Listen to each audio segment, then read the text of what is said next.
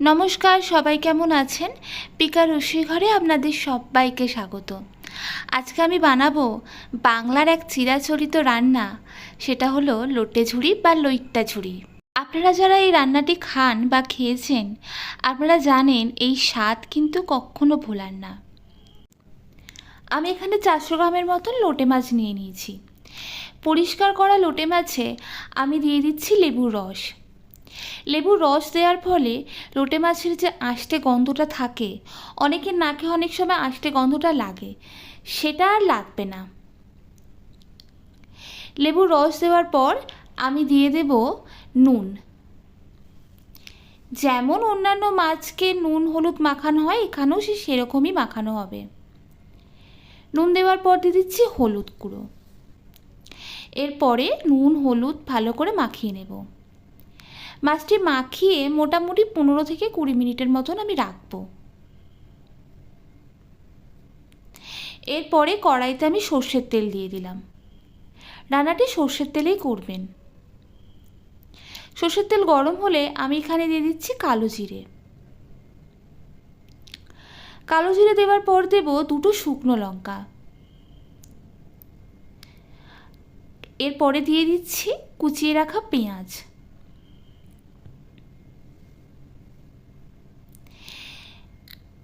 এই পেঁয়াজটা ভালো করে ভেজে নিতে হবে। মোটামুটি পেঁয়াজের কালারটা চেঞ্জ হয়ে গেছে, দেখুন এখানে গোল্ডেন ব্রাউন হয়ে গেছে। এরপরে দিচ্ছি আমি রসুন বাটা আর দেব আদা বাটা। আদা বাটা রসুন বাটাটা একটু বেশি করে দেওয়ার চেষ্টা করবেন। ভালো করে আদা আর রসুনটা আমি ভেজে নেব, যাতে করে এর কাঁচা গন্ধটা আর না থাকে।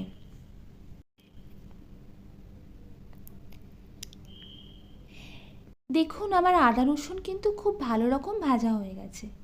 এরপরে আমি একটা গোটা কেটে রাখা টমেটো দিয়ে দিলাম। টমেটো দেওয়ার পর আমি ওপর থেকে নুন দিয়ে দেব। টমেটো দেওয়ার পর সবসময় নুন দেওয়ার চেষ্টা করবেন, যাতে করে টমেটো খুব তাড়াতাড়ি গলে যায়। খুব ভালো করে খুন্তির সাহায্যে আমি মিশিয়ে নিলাম।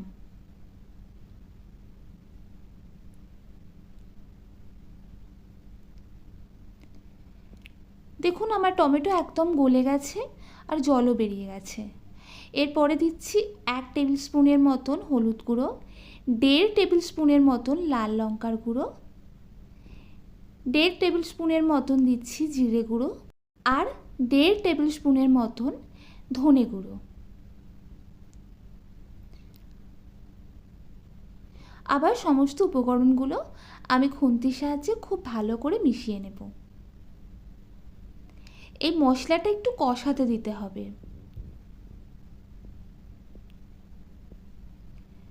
মোটামুটি মশলাটা খুব ভালো রকম ভাজা হয়ে গিয়ে মশলা থেকে তেল ছেড়ে দিলেই বুঝবেন মশলা একদম রেডি।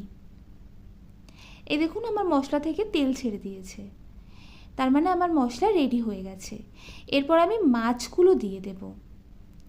যে 15 মিনিটের মতন আমি ম্যারিনেট করতে রেখেছিলাম হয়ে গেছে। এরপর মাছগুলো আমি দিয়ে দিচ্ছি। মাছগুলো পরপর সাজিয়ে নিচ্ছি। এই সাজিয়ে নেওয়ার কারণ হলো যাতে মাছের কাঁটাটা বাছতে খুব সুবিধে হয়। আমি এই রান্নাটা করতে গিয়ে আমি আপনাদেরকে মাছের কিভাবে কাঁটাটা বেছে নেবেন সেটাও শিখিয়ে দেব। দেখুন মাছগুলি খুব ভালো রকম সাজানো হয়ে গেছে। এরপর আমি 10 মিনিটের মতন মাছটাকে ঢাকা দিয়ে রাখবো। 10 মিনিট হয়ে গেছে। এবার আস্তে আস্তে আমি ঢাকনাটা খুলে নেব। এই ঢাকনাটা খুললেই বোঝা যাচ্ছে মাছটা বেশ ভালো রকম সেদ্ধ হয়ে গেছে। আপনারাও নিশ্চয়ই বুঝতে পারছেন মাছটা বেশ সেদ্ধ হয়ে গেছে। এরপরে আমি মাছের কাঁটাটা ছাড়িয়ে নেব। আমি কাজটি একটি চামচ এবং একটি ছুরির সাহায্যে করব। প্রথমে ছুরি দিয়ে মাছটিকে মাছ বরাবর খুব ভালো রকম কেটে নেব। লোটে মাছ যেহেতু খুব নরম মাছ এবং বেশ ভালো রকম সেদ্ধও হয়ে গেছে, তাই মাছটিকে কাটতে খুব বেশি অসুবিধে হচ্ছে না। এরপরে আমি চামচের সাহায্যে কাঁটাটি মাঝখান থেকে তুলে নেব। নিশ্চয়ই খুব ভালো করে বুঝতে পেরেছেন কিভাবে মাছের থেকে মাছের কাঁটাটা আপনারা আলাদা করবেন। আমি ঠিক একই রকম পদ্ধতিতে অন্যান্য মাছগুলির কাঁটাও বের করে নেব। সে একই রকমভাবে চামচের সাহায্যে আমি কাঁটাটা বের করে নেব। লোটে মাছের কাঁটা ছাড়ানো কিন্তু বেশ সহজ এবং কোনো রকম ঝামেলা ছাড়াই আপনারা কাঁটাটি বের করে নিতে পারবেন।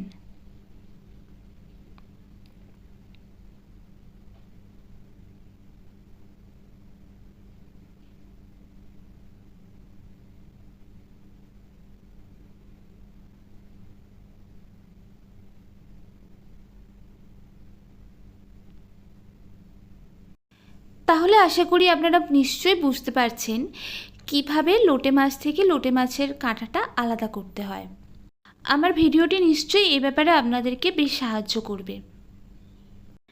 দেখুন, আমার সমস্ত লোটে মাছ থেকে কাঁটা আলাদা করা হয়ে গেছে।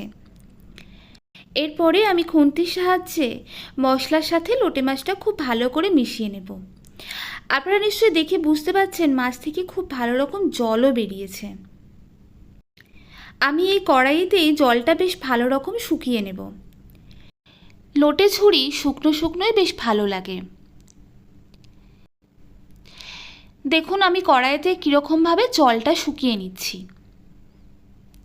এই সময় আপনারা খুন্তির সাহায্যে নাড়তে থাকবেন যাতে করে কড়াইতে মাছটা না বসে যায়।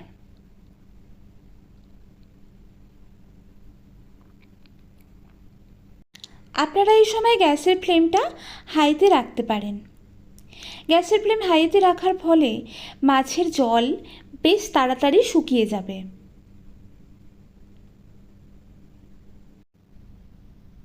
দেখুন, খুব ভালো রকম জল শুকিয়ে গেছে। এরপর আমি ওপর থেকে ধনেপাতা কুচি ছড়িয়ে দিচ্ছি।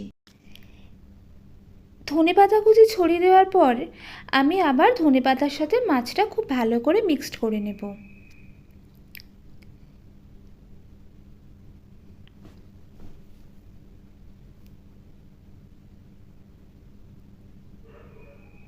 আপনাদেরকে বলে রাখি, অনেকে হয়তো মাছের কাঁটা না ছাড়িয়ে লোটে ঝুরি করেন, তাতেও কোনো অসুবিধে নেই।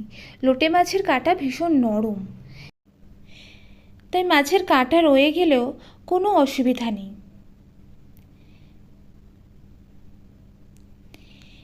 এই সময় আপনারা একটু নুনটা টেস্ট করে নেবেন। যদি নুন লাগে তাহলে অবশ্যই নুন দেবেন। দেখুন, আমার কিন্তু লোটে ঝুরি একদম রেডি। এরপর আমি পরিবেশন করব। তাহলে আপনারাও এভাবে বাড়িতে আমার মতন লোটে ঝুরি বানিয়ে নিন আর গরম ভাতের সাথে গরম গরম লোটে ঝুরি পরিবেশন করুন। এই রান্নাটি ভীষণ টেস্টি হয়। আমি আবারও বলছি, আপনারা যারা লোটে ঝুরি খেয়েছেন তারা কখনোই এর স্বাদ ভুলতে পারবেন না। আর সবারই এক কথায় ভীষণ প্রিয় একটি রেসিপি এটি। আপনারাও বাড়িতে বানিয়ে নিন এইভাবে লোটে ঝুরি।